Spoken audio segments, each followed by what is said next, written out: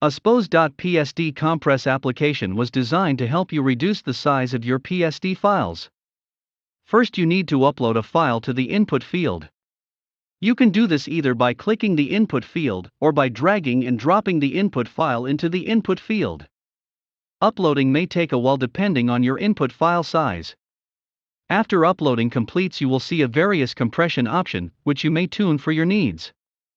Please note that options availability depends on your input file details, and different files may be compressed using various options. The compression quality may differ depending on the selected options. For example, merging layers should lead to a highly reduced file size. You may experiment with compression options to achieve better compression quality while trying to reach your goals. Please note that this is just a demo showing a subset of features that Aspose.PSD is capable to perform. You can download the full product for more features, link is at the video description. We hope that you have found this little tutorial useful. Thanks for watching.